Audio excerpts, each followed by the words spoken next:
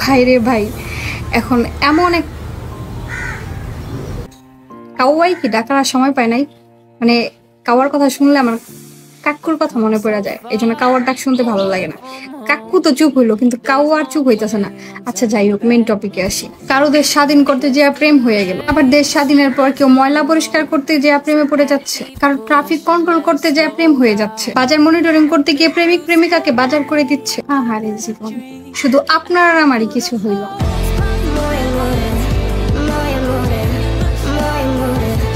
দেখি কয়টা আম পাইছো? কোথায় আম, কোথায়? দুইটা। কি করো, ভর্তা করবো এগুলো দিয়া? ছোটবেলায় আমরা এরকম আম পাইতাম, যখন দেখতাম যে একটু ঝড়, একটু বাতাস আসছে,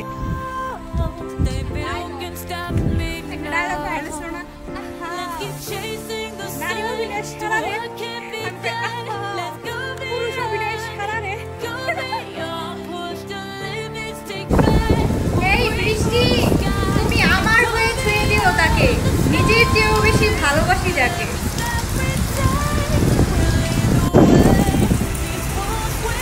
বৃষ্টি, বাহিরে বৃষ্টি আর বাসার ভিতরে আমি, এটা কি মানায়? একটু এই জন্য পাশের ফাঁকা রুমে চলে আসছে, ওইখানে একটুখানি গা ভিজাবে। আরে বাবা রে, আসছে একটু গা ভিজাতে, এখন তো পুরো গা ভিজে যাচ্ছে। সবাই আমার ভাইয়ের জন্য পাত্রী দেখবে, আর ভাইকে বিয়ে করাই দিল, বিয়ে করে দিলে প্রেম করার সুযোগ নাই। প্রেম করলে আবার ছাকা টাকা খাইবো, এখন তো আবার ছেলেরা হচ্ছে ছাকা খাইলে ওরা বিয়ে করতে চায়। বন্ধুরা, আমি আজকে বিয়ার গিলসের মতো সবচেয়ে গুরুত্বপূর্ণ একটা জিনিস পেয়ে গিয়েছি, সেটা হচ্ছে পৃথিবীর সব থেকে বিশুদ্ধ পানি। এই হচ্ছে পৃথিবীর সব থেকে বিশুদ্ধ পানি। ভাই কি কালার কালা, এই পানিটা খাইলে কেমন হবে? আমি আপনাদের সবাইকে এই পানিটা খাওয়াতে চাই। আমি একটা জিনিস চিন্তা করতেছি, আমারে দেখো, এই খেতের ভিতরে মাত্র বীজ দিয়ে গেল, একবারে এই যে এই মাত্র বীজ দিয়ে গেল। এখন অনেকগুলো পাখি দেখছি উপরে আসে, যে কি বলে আমাদের দেশে পিজা বলে, ওইটার ভিতরে পাখি ঠুকরে ঠুকরে গেল। এখন আমি চিন্তা করতেছি, এই যতগুলো পাখি এগুলো খাইছে, সবগুলো পাখি হচ্ছে মারা যাবে। আগে দেখছি ছোটবেলায় এই হাতের ভিতরে বিষ দিলে কিসের জন্য একটা মাথা হারিয়ে মাথা বানায় রেখেছে, যেন পাখি না আসে, যেন বুঝতে পারে কাকতারুয়া। আর এখন কোনো কিছু দেয় নাই। অনেকগুলো পাখি দেখলাম আয়সা, এবার ঠুকরে ঠুকরে গেল, সবগুলো মাত্র বীজ দিছে। আমি এখানে দাঁড়ায় থাকতে বীজ দিছে। মানে আগের দিনের অনেক কিছু হচ্ছে এখনকার মানুষ ফলো করে, এটা কোনো কথা। যতগুলো পাখি দেখলাম ঠুকরাইছে, অবশ্যই সবগুলো পাখি মারে।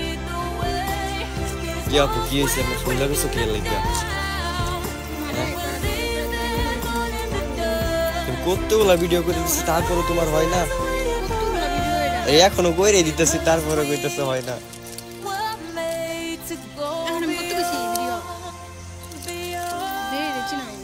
কতগুলা কইরে দিচ্ছি, আর কত করে দিতাম? এটাও কি আমার দোষ?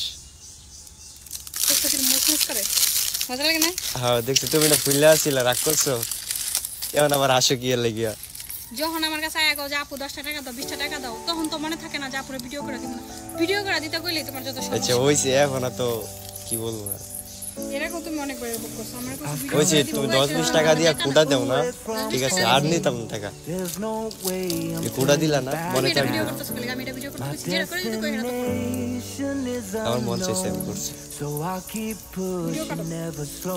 কে কাটবো কি এর লাগিয়া? ভিডিও কাটো, তুমি মানুষের দেখাইবো আজকে তুমি যে এরে কল দিয়ে দিছে।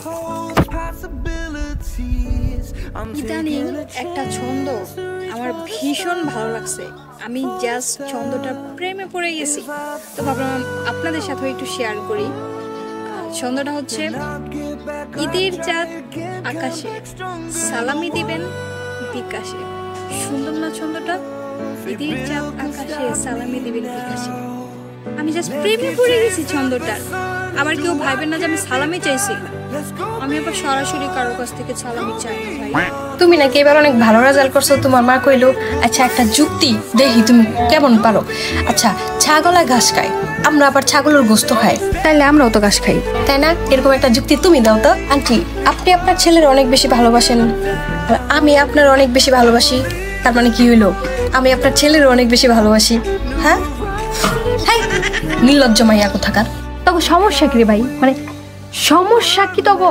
আচ্ছা সারা বছর সারা রাত জায়গা অনলাইনে থাকোস, অনলাইনে থেকে হচ্ছে রাত 3টা 4টা পর্যন্ত জায়গা থাকোস, জায়গা থেকে এর সাথে চ্যাটিং করস, ফোনে কথা বলস, এই করস আর কি আঁকা করস আল্লাহই জানে।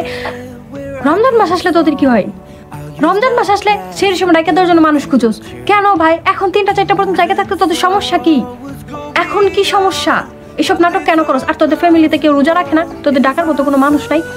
আইসা সে খুঁজোস, যদি শেহরিতে ডেকে দেওয়ার জন্য একটা মানুষ থাকতো, শেহরিতে ডেকে দেওয়ার জন্য একটা মানুষ নেই, তখন ঝাড়ু দিয়া পিটানো দরকার, ঝাড়ু দিয়ে পিটে তোদের ওই নাটক নামানো দরকার। ফালতু কোথাকার। হ্যাঁ আগে বুঝছস সময় আসলো না, টাকাও আসলো না, এখন আবার সময় বদলাইছে। ও তাই নাকি? তারপর এখন সময়ও নাই, টাকাও নাই।